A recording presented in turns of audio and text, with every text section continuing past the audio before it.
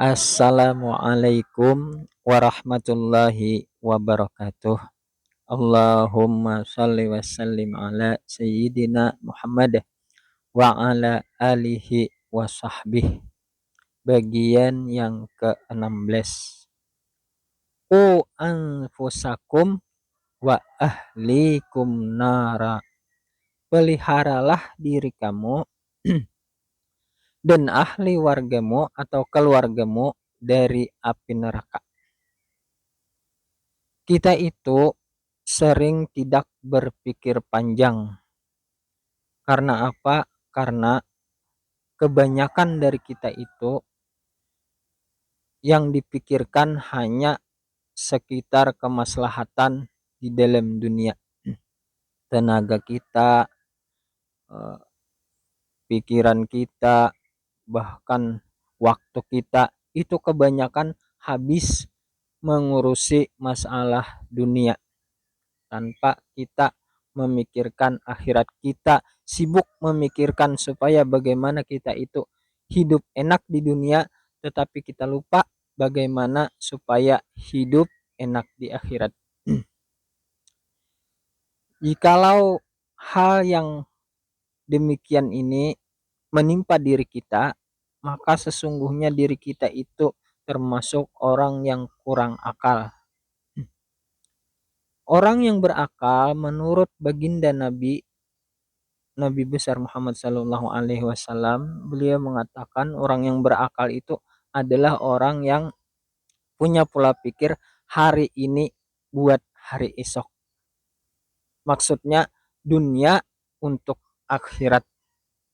Jadi tidak dunia untuk dunia. Itu pikiran yang panjang ke depan.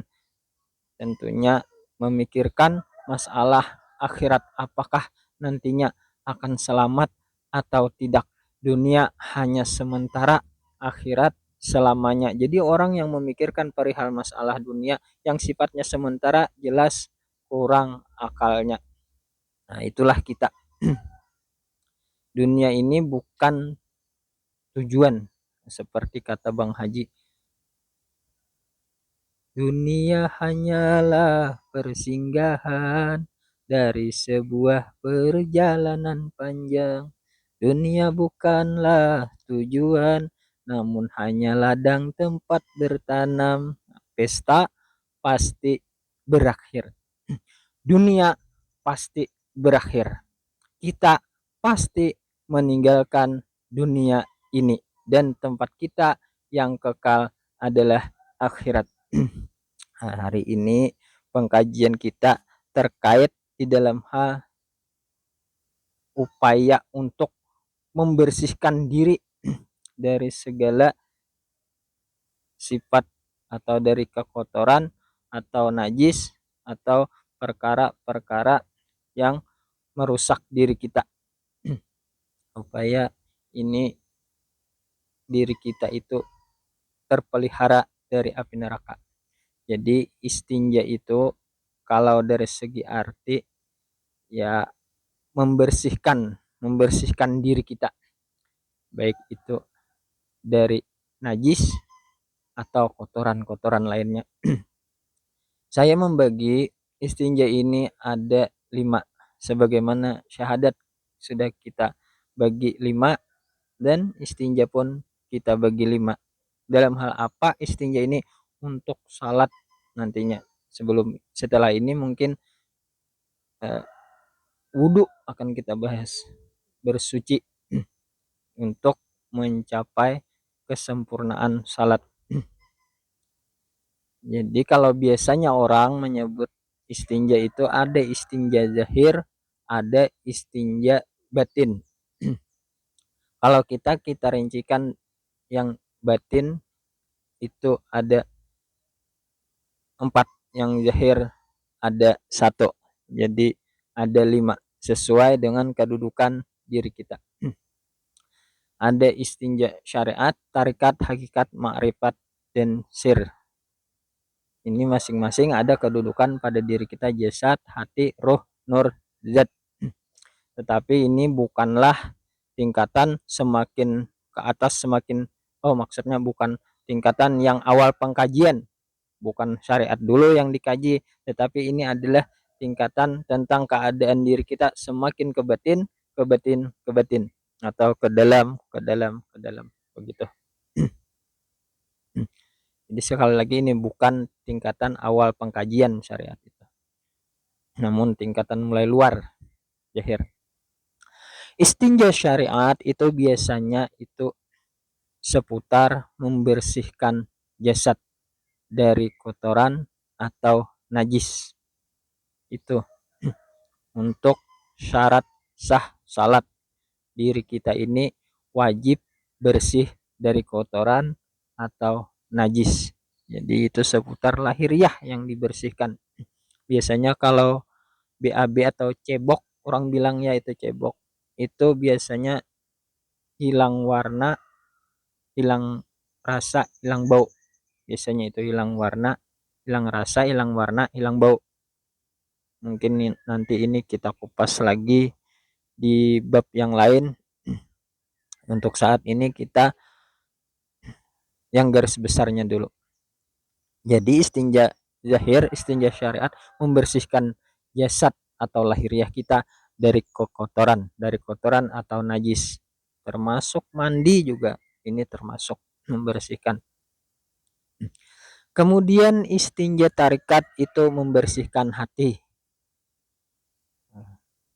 dari segala kekotorannya atau najisnya. Itu biasanya di dalam pengkupasan para ulama itu mereka menyebutkan 10 walaupun lebih, cuma biasanya sekitar 10 yang dibahas. Ada ria, ujub, takabur, hasad, hubud dunia, itu sama dengan banyak. Kalau secara garis besarnya kualitas hati kita itu ada terbagi kepada 3, yaitu kalbun mayitun, kalbun maridun, kalbun salimun. Kalbun mayitun itu hati yang mati. Ini biasanya karena maksiat yang dilazimi atau yang dikerjakan terus-menerus tanpa disertai dengan istighfar atau tanpa ditaubati. Jadi walaupun maksiat itu maksiat yang ibarat dosa itu dosa kecil, tetapi kalau dilazimi atau terus-menerus dia, maka lama-lama akan menjadi besar. Sedikit demi sedikit akhirnya menjadi banyak. Sebagaimana kaca yang terkena debu yang sedikit, debu itu kan kecil, tetapi karena hari-hari tidak pernah dibersihkan, maka bisa menyebabkan hati itu mati. Maksudnya kaca itu tertutup dan tidak masuk lagi cahaya ke dalamnya. Maka rumah itu gelap. Apabila sudah gelap ini, maka akan menyebabkan yang punya hati itu dia senang dengan kemaksiatannya. Dia bangga dengan kemaksiatannya. Kalau sudah hati itu mati, ini biasanya nasihat itu bukan masuk telinga kanan keluar telinga kiri, tetapi dia membalik, atau kami bilang itu mantul, mantul, tidak masuk sama sekali itu. Malah bisa-bisa dia tertawakan. Itu kalau sudah mati itu bahaya sebenarnya. Makanya metode kita para ulama kita, para sufi itu, jikalau kita bermaksiat yang memang diri kita ini tidak pernah lepas daripada maksiat, maka hendaklah diiringi dengan istighfar, dengan meminta ampun kepada Allah, dan langsung jikalau bisa. Jikalau seumpama maksiat kita umpama maksiat mata, mata ini tidak bisa kita hindarkan seumpama dari memandang yang haram. Pada ketika melihat yang haram, langsung katakan astagfirullah, tidak bisa melihat lagi, tidak bisa memalingkan lagi, astagfirullah lagi. Niat lagi, astagfirullah lagi. Jadi sebagaimana kita itu tidak pernah lepas daripada kemaksiatan, daripada dosa, sebagaimana itu juga kita iringi dengan istighfar. Ini kalau ada debu langsung dibersihkan, ada debu langsung dibersihkan, jangan nunggu malam atau habis maghrib untuk yang istighfar, langsung aja. Kalau mau yang yang ada salat taubatnya itu bisa sesudah maghrib, cuma lebih bagus langsung dan ditambah yang salat taubat habis maghrib itu lebih bagus.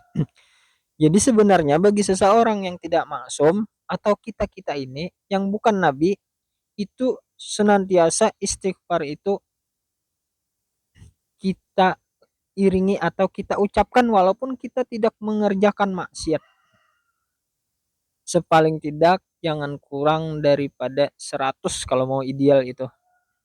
Nabi saja, Nabi di dalam sebuah riwayat itu ada menyatakan, kata Nabi, aku beristighfar di dalam sehari semalam itu ada satu riwayat yang menyatakan 100, ada riwayat lain yang menyatakan 70.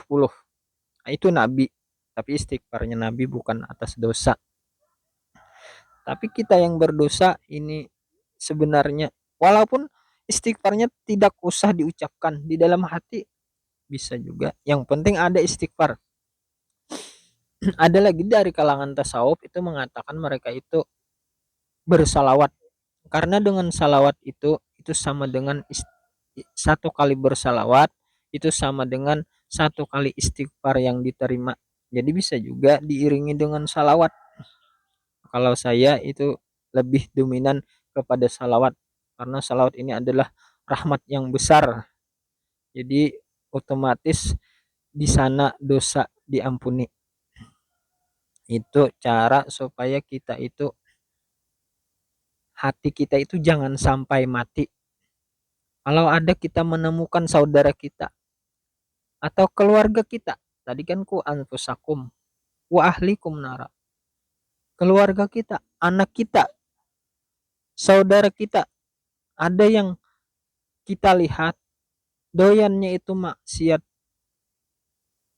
hatinya tidak masuk cahaya daripada ilmu agama. Ini sangat sulit. Siapa lagi kalau bukan kita yang menyelamatkannya, yang membantunya dengan cara yaitu kita menghadiahkan bacaan salawat kepada dia. Seumpama kita melihat dia, kita bacakan salawat dan salawat ini kita niatkan padilatnya untuk dia. Semoga itu menjadi pembersih bagi dirinya, bagi hatinya. Semoga ada bisa masuk cahaya. Itu yang kita itu memperhatikan, bukan hanya diri kita tetapi keluarga kita, terutama anak, istri, dan saudara atau orang tua kita. Itu hati yang mati. Adapun yang seterusnya hati yang sakit, maridun, sakit. Orang yang sakit itu biasanya serba malas, malas ngapa-ngapain, malas. Sama halnya ini orang yang hatinya sakit itu dia malas di dalam beribadah, berat mengerjakan salat. Itu biasanya dia ini hatinya sakit. Nah, tapi ini masih bisa dia sendiri yang menyelamatkannya. Biasanya kalau kita itu tidak tersentuh ilmu agama dalam 3 hari atau tidak tersentuh zikir atau tidak tersentuh salawat atau tidak tersentuh salat dalam 3 hari itu biasanya hati kita itu akan sakit, akan sakit. Kalau dibiarkan bisa mati. Makanya jangan sampai Kalau kita punya keluarga itu dalam 3 hari itu sebenarnya paling tidak 1 minggu itu ada mengikuti pengajian atau mendengarkan tausiah atau sepaling tidak ada amaliyah atau zikir yang supaya hati itu jangan sampai mati. Walaupun sakit, apabila dia ada mendengar, makanya biasanya itulah kalau kalau mendengar tausiah biasanya ada semangat lagi, girah untuk beribadah. Biasanya itu karena disuntikan obat, biasanya sembuh lagi dia itu. Kemudian yang seterusnya itu kalbun salimun, hati yang selamat, hati yang bersih. Ini dia kalau hati itu bersih, kalau kita mau sholat kita khusyuk, itu sebenarnya sangat mudah bagi orang yang hatinya bersih. Itu kekhusyuan itu dengan sendirinya itu tidak sulit. Kalau bagi kita sangat sulit. Kenapa ya kita sulit khusyuk? Ya memang hati kita ini penuh dengan noda, terutama penuh dengan kecintaan terhadap dunia. Dunia ini yang akan menghalangi kita. Ia akan datang terus di dalam salat kita, perihal-perihal urusan dunia kita. Jadi kalau bersih itu sebenarnya ada metode atau cara untuk membersihkan hati itu. Bukan sekedar perihal hatinya, tetapi ada yang dari luar. Kalau dari hatinya biasanya kalau yang menuju sasarannya itu mengisi hati dengan zikir atau dengan salawat. Diletakkan nama baginda kita di dalam hati kita. Seumpama kita mengatakan sallallahu ala Muhammad, sallallahu ala sayyidina Muhammad, sallallahu ala sayyidina Muhammad di dalam hati, sambil berdiam sallallahu ala sayyidina Muhammad. Itu sebenarnya karena ada nama nabi kita di dalam hati kita, itu dia akan membersihkan kotoran-kotoran yang ada di dalam hati. Tetapi kalau cara yang kedua itu menjaga lorongnya. Hati itu dia punya lorong. Lorong hati itu ada 3. Yang pertama itu mata. Sebenarnya apa yang kita lihat itu akan menimbulkan bekas di hati kita. Apalagi melihat hal-hal yang haram, itu biasanya akan terkenang. Apalagi di zaman sekarang itu syariat penuh debu yang bisa menyerang mata kita. Bisa mata kita begini. Itu yang kita sulit untuk lepas. Karena wanita-wanita kita itu keluar banyak yang tidak membuka aurat. Dan kita pun sulit menghindarinya terkecuali kita uzlah, mengasingkan diri. Namun jikalau kita tidak bisa, lagi-lagi metodenya itu tadi yang mengiringi dengan istighfar, tetapi kalau bisa menundukkan, tahan pandangan, modal besar, tahan pandangan, tundukkan. Kalau kita biasanya berselisihan dengan wanita, kita tundukkan, tetapi sesudah lewat kita kita lihat lagi itu. Itulah syahwat kita. Ini sangat sulit dirobohkan, dikalahkan, dijinakkan. Apalagi kita di dalam kesendirian, tidak ada yang melihat kita.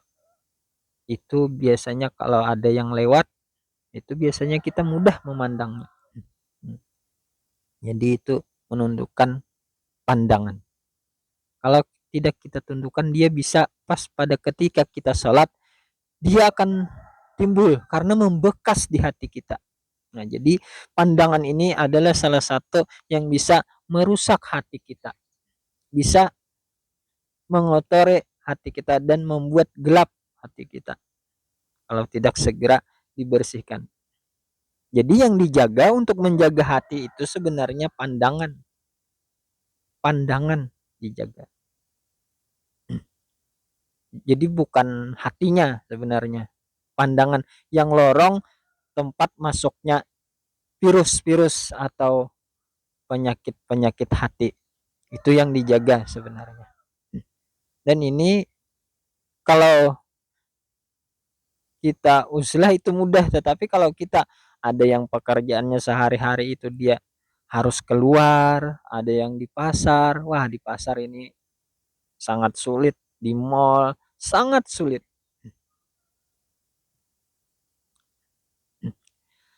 Kemudian yang kedua, lorong hati itu adalah telinga. Apa yang kita dengar itu bisa merusak hati kita, apalagi mendengar teman kita yang menggibah teman yang lainnya. Itu bisa merusak hati kita. Mendengar bunyi yang tidak bagus. Kalau anak-anak itu biasanya dia mudah terpengaruh kalau bunyi yang tidak bagus itu. Seperti kata-kata yang cacian, makian itu termasuk juga. Jadi dia mempengaruhi kepada hati. Biasanya penyakit dari kuping ini kalau di tempat kami itu ibu-ibu yang sering kena.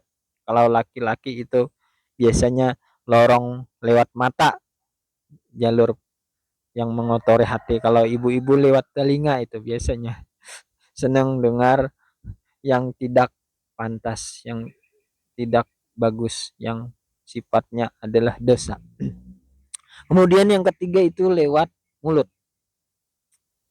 Lewat mulut ini maksudnya adalah makanan. Seseorang yang makanannya itu haram, baik haram itu eh, ainnya atau hukmiyahnya.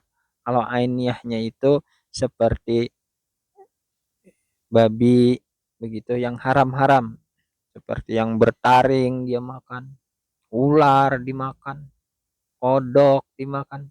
Itu yang diharamkan, itu akan berefek kepada hati. Satu kali masuk makanan haram itu kata saya kemarin selama 40 hari ibadah tidak diterima. Ada juga yang haram itu dari mencarinya. Hukmiyahnya bendanya tidak haram, tetapi cara mencarinya haram. Walaupun yang dimakan ini yang halal, tetapi karena dari hasil yang haram, maka itu adalah mengakibatkan dosa dan di sini berefek kepada hati kita. Hati kita akan gelap dan dia bisa terpengaruh karena dari yang kita makan itu dia bisa menjadi darah, daging, dia bisa menjadi pemikiran, bahkan dia bisa menjadi perasaan. Itulah yang mengakibatkan hati kita itu senangnya dengan sesuatu yang tidak baik, karena yang masuk ini yang tidak baik. Atau hati itu apabila doyan maksiat itu periksa makanan kita. Kalau seseorang yang makanannya dari hasil yang haram, tumbuh dari yang haram itu, atau batangnya haram, itu akan tumbuh ranting-ranting yang haram. Seseorang yang makanannya baik, seandainya dia ini ingin dijadikan orang jahat, maka dia tidak akan bisa menjadi jahat. Karena dari yang baik akan tumbuh menjadi yang baik pula. Itu. Jadi dari yang baik akan tumbuh menjadi hal baik pula. Nah, ini.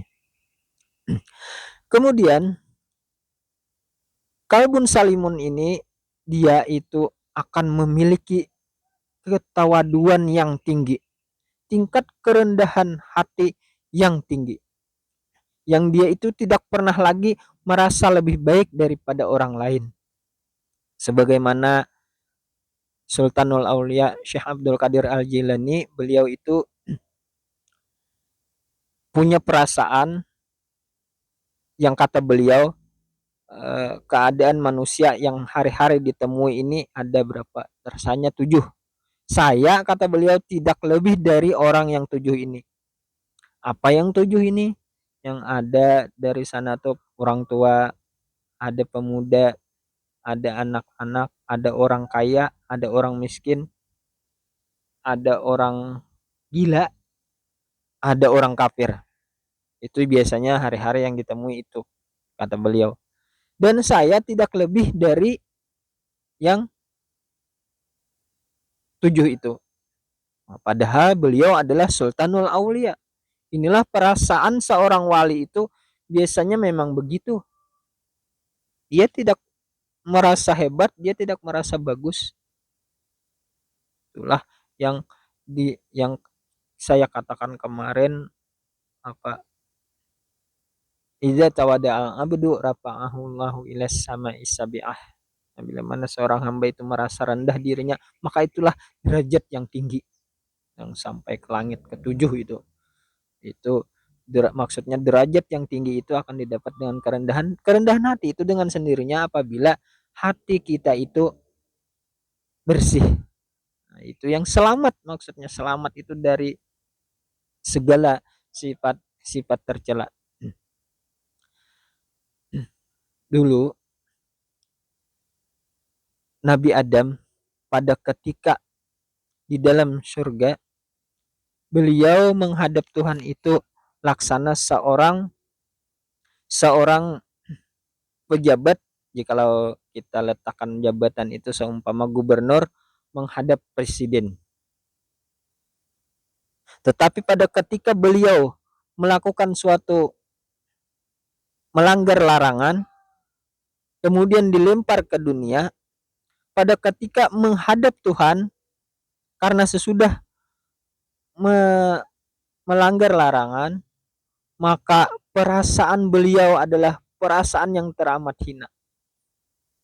Kita itu bisa memiliki rasa yang kerendahan diri atau kehinaan yang tidak berani kita menyatakan diri kita itu lebih daripada orang lain pada ketika kita setelah mengerjakan dosa. Biasanya kita begitu. Bisa rasa yang rendah diri ini setelah kita mengerjakan suatu kemaksiatan baru kita merasa rendah. Itu makam kita. Sebenarnya jangan sampai kita itu maksiat dulu baru rasa rendah. Itu ciri hati yang bersih. Kalau hati yang kotor itu bisa juga dia merasa rendah karena memang setelah mengerjakan maksiat ya memang kenyataannya memang rendah karena telah mengerjakan yang rendah. Yang idealnya itu yang jangan sampai kita maksiat dulu baru mencapai hati yang demikian. Begitu maksud saya, supaya yang bersenantiasa. Kalau yang begitu kan sesudah 2-3 hari hilang lagi begitu. Atau setelah dia tobat ibadah mungkin bisa saja itu timbul ujubnya, rasa bagusnya. Kata Ibnu Athaillah As-Sakandari, maksiatun aurasat zulaw aftiqaran khairum min ta'atin aurasat izza wastikbara. Kemaksiatan yang mengakibatkan kerendahan diri itu lebih baik daripada ketaatan yang mengakibatkan perasaan mulia dan sombong. Sebenarnya bukan merendahkan ketaatan ini, bukan, cuma ini daripada saking bahayanya merasa mulia itu tadi. Itu pasti orang yang merasa mulia itu karena hatinya penuh dengan kekotoran. Nah, di sini perlu kita istinjai, perlu kita bersihi dengan cara itu tadi, menjaga makanan. Jangan sampai yang haram ini masuk ke tubuh kita. Jikalau ada harta atau uang 100.000 yang halal, ada juga 1 juta yang haram, maka pilih 100.000 yang halal atau pilih 1 juta yang halal. Pilih yang satu yang 100.000 yang halal. Jadi kita tidak asal uang, tidak asal makanan. Itulah orang-orang yang berusaha menghindarkan dirinya dari api neraka. Jangan sampai harta yang kita cari ini tidak halal, kita berikan kepada ahli warga kita, kepada keluarga kita. Nanti itu dia jadi pola pikir dia. Itu sangat sulit nanti kalau sudah kebiasaan makan yang haram, itu tabiatnya itu senantiasa merujuk atau menuju kepada hal-hal yang diharamkan pula. Sangat sulit. Jadi jangan heran jikalau seseorang yang usahanya itu haram, lihat anaknya, lihat istrinya. Itu akan menyengsarakan kepada kita juga. Nah, jikalau kita ada usaha biarpun sedikit cukup tetapi halal, thayyib, ini lebih dipilih. Karena apalah artinya jikalau kita hanya nikmat di dunia tetapi akhirat sengsara, yang akhirat ini selamanya. Waktu tidak memungkinkan lagi karena saya sudah menetapkan di awal urutan pengkajian kita ini, saya inginkan cuma 30 menit. Nanti kita sambung. Salah hilap mohon maaf. Billahi taufik wal hidayah. Wassalamualaikum warahmatullahi wabarakatuh. Allahumma shalli wa sallim ala sayyidina Muhammad wa ala alihi wa sahbihi